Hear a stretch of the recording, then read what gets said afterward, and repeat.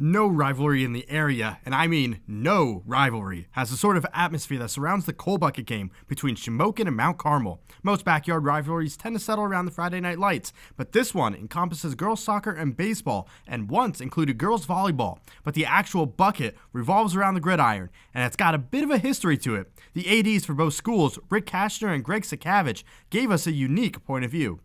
Well, it goes back several decades.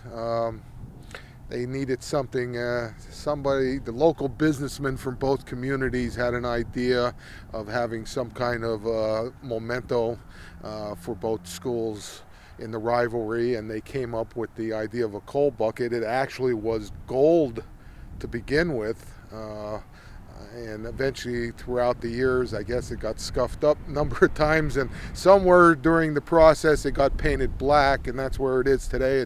It's a black coal bucket, but it symbolized the game between Mount Carmel and Shamokin.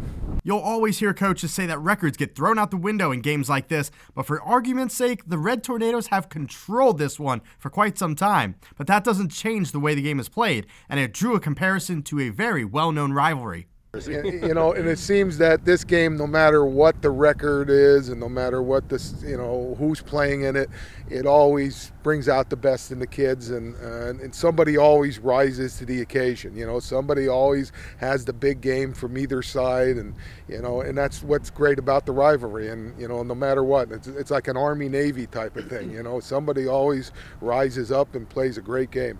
When it comes to any kind of rivalry game, getting the players motivated is never a tough job. Shenanigans go on all during the week, from the usual gags all the way to borrowing the bucket from the AD's office. With all the kids knowing each other, the fuel is already in place. You shouldn't have to get the kids motivated for it. Most of the kids know each other. Some play with each other in the summer in baseball and other sports.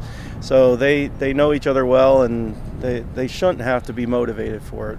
For some rivalries, it's something that's held just within the schools. But the coal bucket game is one that resonates out to the community, and they'll talk about it just about anywhere.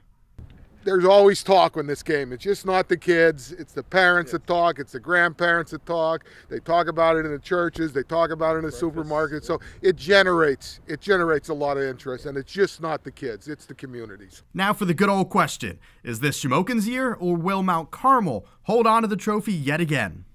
We say that every year. It could be. I mean, if we can get back to the way we played the first couple games of the season, I think we could give them a good game. There goes the coal bucket. If you notice, it rolled towards me, so just for the record, I don't know if that's any sign, but I just want to point that out. As always, expect a hard-fought game no matter the final score. For SECV8 Sports, I'm Adam Hauer.